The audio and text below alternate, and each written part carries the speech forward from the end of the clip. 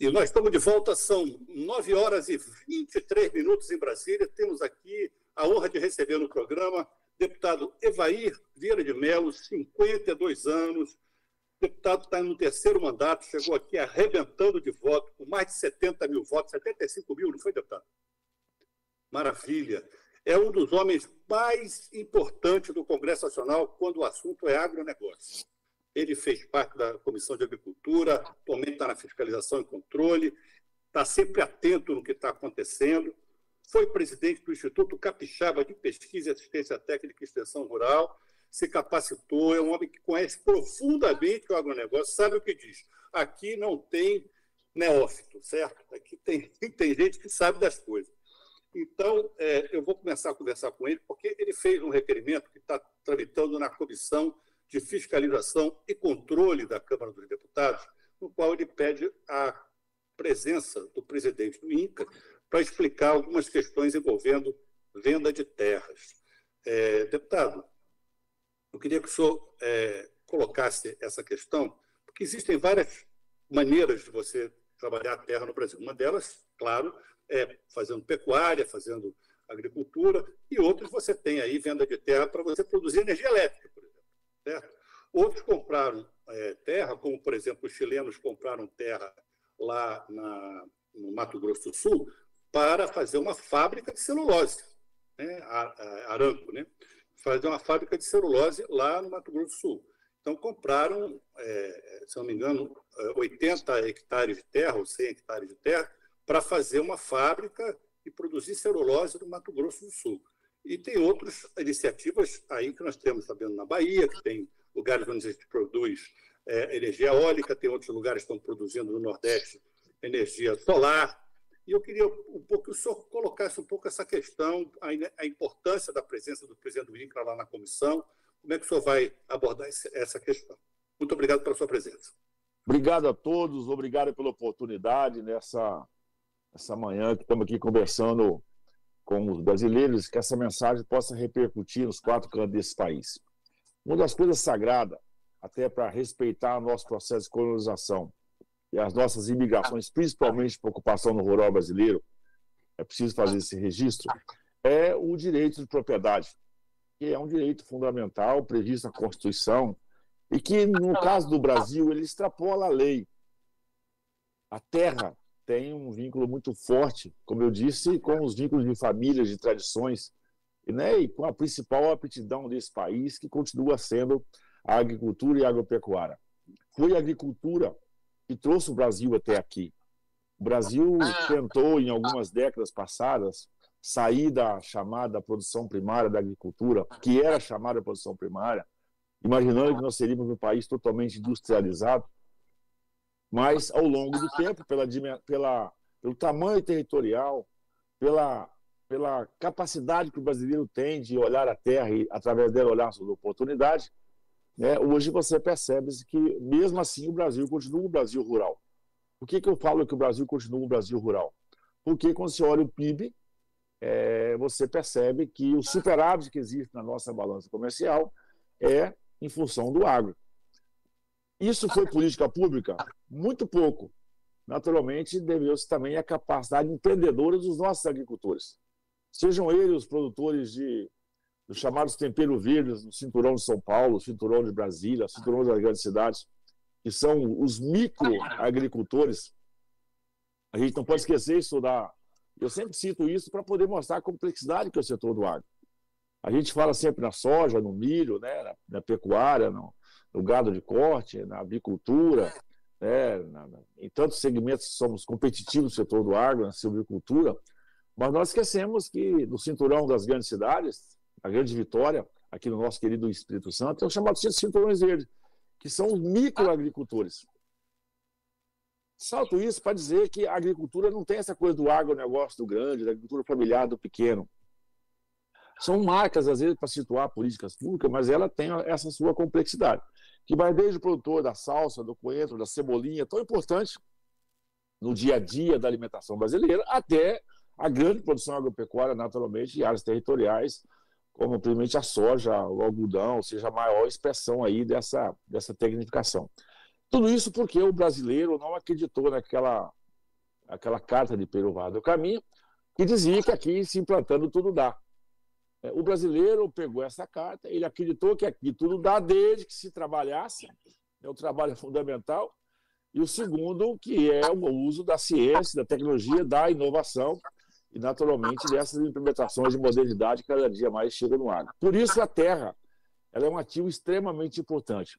Essa é uma convocação do presidente do INCRA, que tem um objetivo específico, mas ela extrapola essa ligação com esse objetivo proposto, tendo em vista que o INCRA precisa de voltar a ser aquele INCRA do governo Jair Bolsonaro, onde nós definitivamente implementamos o respeito à propriedade rural, quando ali tínhamos a ministra Tereza Cristina, o Geraldo Mello no INCRA, e o INCRA realmente cumpriu o seu papel constitucional, que é da regularização fundiária brasileira. Porque o direito de propriedade, ele é sagrado, e isso tem que ser transparente. Você não pode ser algo duvidoso. Nós estamos mexendo com algo sagrado e muito importante para a economia brasileira.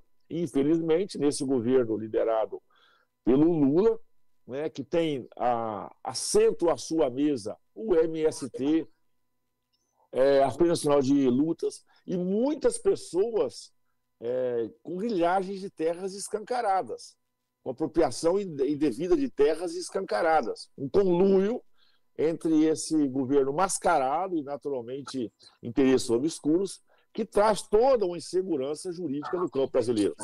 Esse governo que, como eu disse, tem o MST sentado à sua mesa, tem qualquer produtor rural brasileiro a todo instante uma ameaça de invasão de suas propriedades. Essa semana, esses últimos dias agora, né, esses bandidos, né, que são bandidos, que quem comete crime é bandido, voltaram a invadir terras públicas, inclusive, com previsão constitucional de legalidade escancarada, mas mesmo assim, o governo é fraco, é frouxo, não tem poder porque aceitou esses terroristas sentarem à sua mesa na campanha eleitoral. Estamos vendo novamente terras públicas sendo invadidas. Você percebe que quando o governo fez todo esse esforço, questão do marco temporal, interpretação de data, não tem nada mais sagrado do que data, a Constituição é clara, mas o governo, para criar essa estabilidade no campo brasileiro, também forçou essa coisa da remarcação de novas terras indígenas do Brasil, onde nós iríamos passar quase um quarto do território brasileiro e iam passar para terras indígenas que ficariam produtivas. Tudo isso tem um objetivo claro, que é o núcleo ideológico dentro do governo Lula, que é trazer a estabilidade do campo, tentando tirar o que eles chamam da pujança, da importância e do peso da agricultura brasileira, tendo em vista que nas regiões agrícolas brasileiras, nos municípios onde a agricultura é a principal fonte de renda, o governo não teve um sucesso eleitoral. Por quê? Quem valoriza a terra, família, tradição, agricultura no seu negócio, sabe que esse governo fleta com irresponsabilidade. Portanto, essa convocação do presidente do INCRA é para que ele possa esclarecer não esse fato objetivo que está proposto aí, mas, naturalmente, poder minimamente dizer o que o INCRA está fazendo nesse momento, que não está fazendo titularização de terra dos assentados da reforma agrária, ele está estimulando, na verdade, sentando novas invasões de terra, uma diretoria do INCRA, alinhado, inclusive, com o ministro da Agricultura, que não fala forte, que não trabalha para essa segurança jurídica no campo. O ministro da Agricultura, infelizmente, nesse final de semana, voltou a atacar de forma agressiva, irresponsável e inconsequente a chamada bancada da Agricultura na Câmara. E precisa explicar para o ministro que a bancada da Agricultura não só defende a agricultura, defende tradição, valores, família, regularização, a lei. E o ministro, naturalmente, ele faz um discurso ao ouvido do presidente, que quer escutá-lo, e fica debitando o seu insucesso das políticas públicas de agricultura nos parlamentares que defendem o agro. Então, isso também é mais uma aberração, a forma que você percebe que tem uma conivência do governo com essa segurança jurídica no campo. Tudo isso é para que, efetivamente, o presidente do INCRA venha à Câmara dos Deputados, e não só na Comissão de Fiscalização Financeira e Controle, mas possa vir na Comissão de Agricultura, e possa, de forma clara e objetiva, dar as explicações por que esse governo fleta com a insegurança jurídica no campo, tanto de propriedade quanto de outros direitos fundamentais da agricultura brasileira. Deputado, para a gente avançar um pouquinho na questão do requerimento. O requerimento fala de aquisição de terras por empresas estrangeiras com capital brasileiro também, e esse requerimento também trata de questões que são muito do dia a dia da gente aqui. Por exemplo, o INCRA fez, segundo o seu requerimento, fez um parecer, ali o segundo escalão do INCRA, dizendo que para qualquer estrangeiro se estabelecer, seja para uma fábrica de celulose, seja para qualquer coisa, teria que pedir autorização do Congresso Nacional. Eu nunca vi isso na minha vida. Primeira vez que eu vejo o INCRA se manifestar dessa maneira. Eu queria entender um pouco como é que o senhor vê essa questão. Como é que o Congresso Nacional vai tratar isso? Porque você não pode querer trazer investimento estrangeiro de bilhões de dólares para o Brasil, tendo que passar por um crivo político, quando a questão é técnica e econômica, correto? O INCRA hoje ele se presta a um governo ideológico. O INCRA hoje se presta a um desgoverno que não tem uma orientação clara do setor produtivo brasileiro. O diálogo desse governo não é só com o setor, a dificuldade de diálogo não é só com o setor do agro. A indústria também está na mesma insegurança. E aí eles ficam inventando essas desculpas do dia a dia para dificultar, na verdade, o crescimento agropecuário brasileiro. Volto a dizer, a convocação do INCRA para ele que possa vir esclarecer quais são e sustentado em quê. Porque, naturalmente, o INCRA não pode ficar inventando uma regra, uma lei todo dia. A agricultura é negócio a céu aberto, a agricultura não tem contra-cheque, e o investimento, o retorno é de médio para longo prazo. Você, quando adquire uma propriedade, faz um investimento rural, você faz um planejamento para 10, 15, 20, 30 anos. Tem culturas perenes, por exemplo. Você faz investimento em instalações físicas, como currais, cercas e tudo, e outras coisas, infraestrutura, você faz pensando em 30 e 50 anos. E o INCRA não pode simplesmente ficar inventando a regra todo dia, porque isso, na verdade, freta de novo com o desincentivo para que possamos ter investimento na agricultura brasileira. Não somente nesse caso específico que o governo opera, mas eu volto a dizer, o INCRA está servindo a um governo ideológico. E o INCRA deveria ser um órgão muito técnico, com regras muito claras. O INCRA é quase que um cartório, vamos dizer assim, né? Estou tentando explicar para os mais leigos, onde as regras têm que ser claras, objetivas, a Constituição, a lei clara, para que possa trabalhar com investimento. Não só investimento, aquisição de terras. Como você vai, hoje, fazer um investimento na produção agropecuária, sabendo que você tem um órgão que faz a questão fundiária, com essa instabilidade de pensamento, de ideias, que tem uma pressão política ideológica a todo instante. Naturalmente, nós vamos ter redução de área plantada, nós vamos ter redução de investimentos imobilizados. Por consequência disso, o Brasil corre o risco nos próximos anos de ter redução na produção agropecuária, você tem uma redução da queda de investimento e, com certeza, pode até faltar alimento ou prejudicar a balança comercial, fruto dessa irresponsabilidade e dessa inconsequência política que o INCRA está fazendo no dia de hoje. Deputado Evair, isso que o senhor falou aí da questão da insegurança jurídica, isso é muito importante, porque os investidores internacionais também são sensíveis a isso. Eu queria passar a palavra para o embaixador Luiz Rodrigues, para que ele fale um pouco desse assunto com o senhor. Embaixador. Não, muito interessante a exposição, porque mostra na vida real, na vida do campo, mas também da indústria e, na verdade, na vida dos brasileiros, de modo geral, a importância da estabilidade de regras. Não é? O que se tem observado no Brasil mais recentemente é uma quebra dos valores e regras que que são necessários para você projetar o seu futuro, para você investir. Não é? Isso tem um efeito danoso, enorme em termos de atração de investimentos. Qual empresário que lá fora vai querer trazer seu dinheiro para o Brasil se toda a situação mostra que as regras podem mudar, que os valores não são os valores técnicos, econômicos, mas sim os da política. Não é? Nós temos tido exemplos recentes em outras áreas, um tema que a gente tem batido aqui, inclusive, como, por exemplo, o da ação, né, da X, né, a ex-Twitter, não é? Que veio o jornalista expor o ponto de vista dele e que mostra isso. Hoje em dia você pega as regras e politicamente você as contorce e faz valer para os seus objetivos políticos. Eu acho que a sociedade brasileira deve ficar atenta contra isso, porque é por esse tipo de mudanças progressivas que nós temos alguns desastres políticos e econômicos, inclusive aqui na América Latina. O caso da Venezuela sempre está aí para salientar e apontar e confirmar o que eu venho dizendo. Obrigado. Nesse caso aí, só acrescentando aqui um pouquinho o que o embaixador acabou de dizer, nesse caso aí nós temos uma empresa, alvo do seu requerimento, uma empresa estrangeira que comprou uma fábrica de celulose e agora ela tem que pedir autorização para o Congresso para funcionar como fábrica de celulose. Isso é muito surreal. Nós estamos falando de uma fábrica de celulose, hoje, quem conhece minimamente, estou falando de 30, 40, 50 bilhões de reais. Não é dinheiro de comprar uma sacola de pão, não. Não estamos falando aqui de você comprar um quilo de abóbora no mercado, não. Esse investimento bilionário, esse planejamento, uma decisão de uma empresa dessa, até decidir fazer um investimento desse, são 5, 6, 10 anos de planejamento, de medição de mercado, avaliação de mercado, de impacto.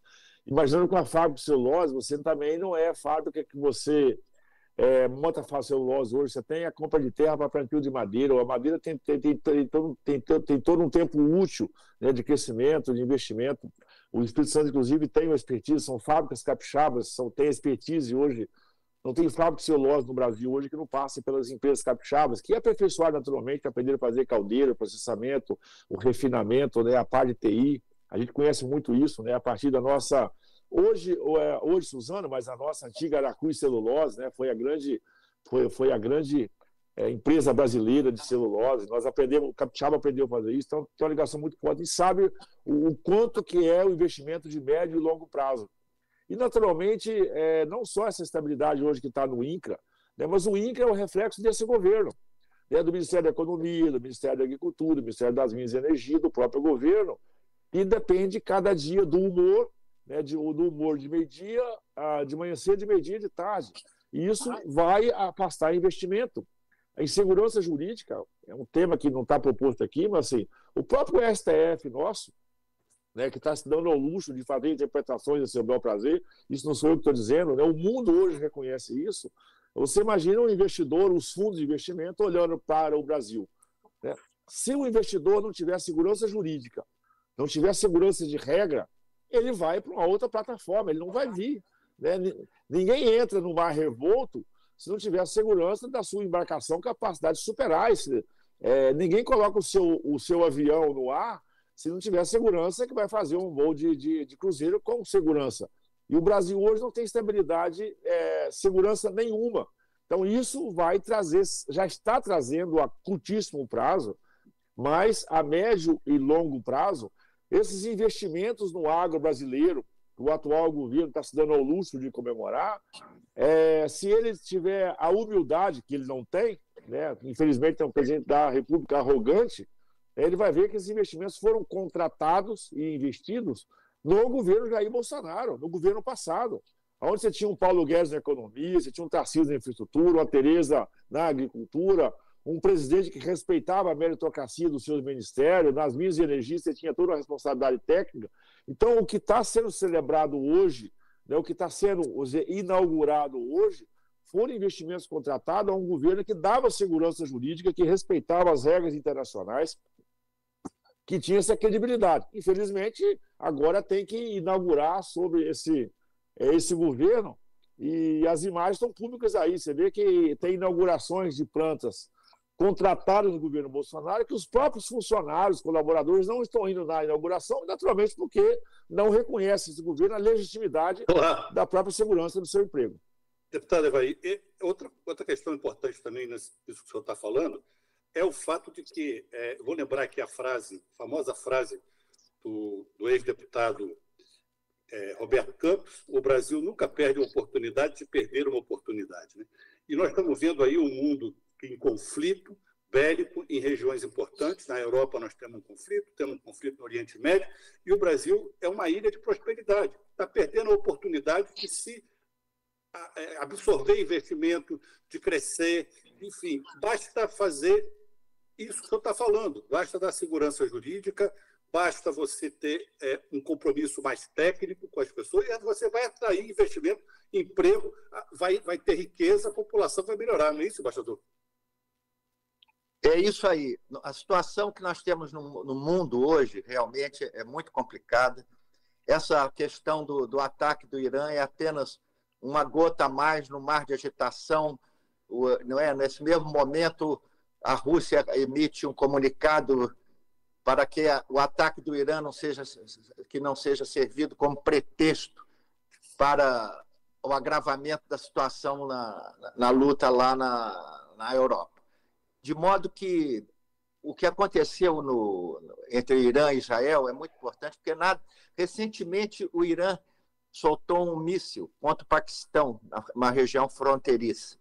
O Paquistão retaliou e mandou um pequeno míssil para a região fronteiriça do Irã, e em uma semana a situação estava resolvida.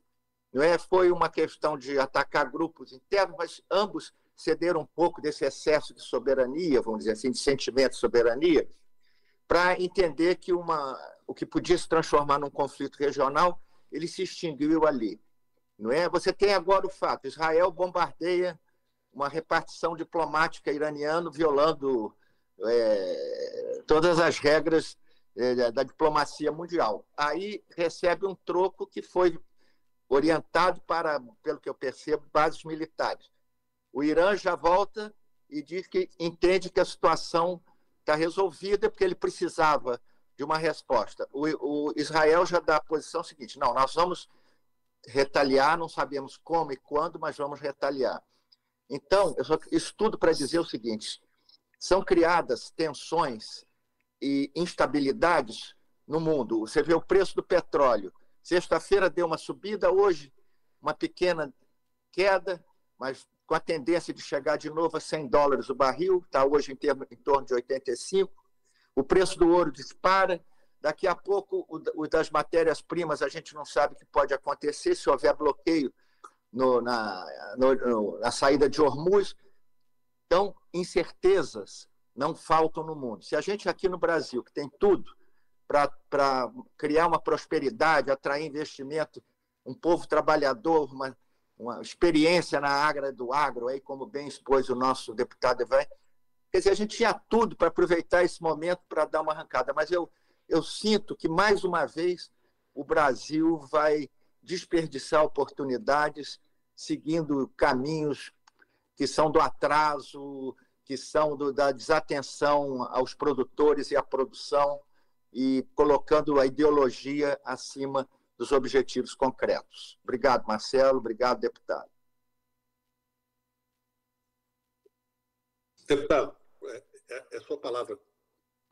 Olha, pela exposição aí do nosso embaixador, né, e o agro vai ter consequência dessa confusão lá, vou chamar de confusão, né, de Irã e Israel. É um aflito que nós ocidentais temos até dificuldade de compreensão, porque ali muito mais do que essa alô, muito mais do que essa discussão política, e vai ter impacto no nosso negócio. Vou chamar para dois fatores do agro, né? A ureia, que é fruto do gás, né? Essa ureia produzida nessa região, o gás tem um custo de $2 por BTU. No Brasil hoje, se nós formos comprar gás, que não tem gás disponível para produzir ureia, está na casa de $13, $14 o BTU.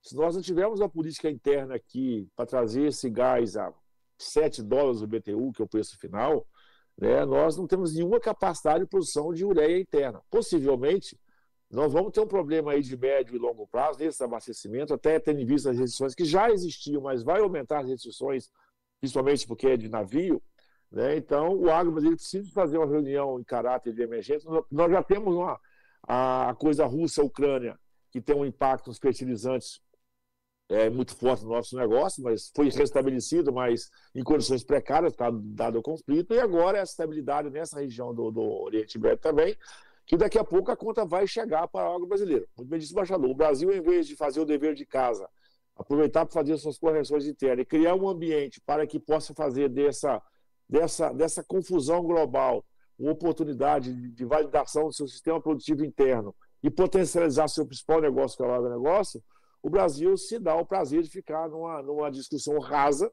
numa discussão sem fundamentos. E como você citou o avô, eu vou citar o neto. O Brasil só tem hoje uma segurança razoavelmente na política fiscal e econômica graças ao Banco Central. A autonomia do Banco Central dada no governo Jair Bolsonaro, liderada por Paulo Guedes, e nós tivemos a felicidade de termos o Roberto Campos Neto, então, naquele momento, disponível para assumir a presidência do Banco Central. Talvez seja o grande guardião hoje da nossa segurança, pelo menos econômica e fiscal, tem sido a mão de ferro, a competência técnica e a sensibilidade do Roberto Campos Neto, que não tem balançado com qualquer vento. Está tendo prestígio, competência e muito conhecimento para, mesmo nessa instabilidade política e econômica do governo federal, ter feito do Banco Central o nosso grande guardião.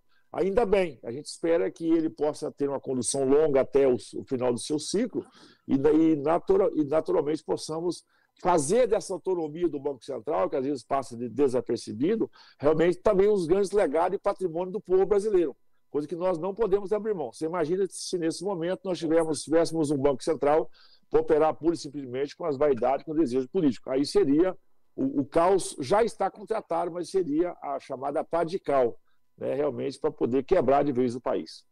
Deputado Evair, muito obrigado pela sua participação aqui no Brasília Superagro e volte sempre, o senhor está sempre com as portas abertas aqui, o senhor é parceiro, é admirado, aqui é a sua casa.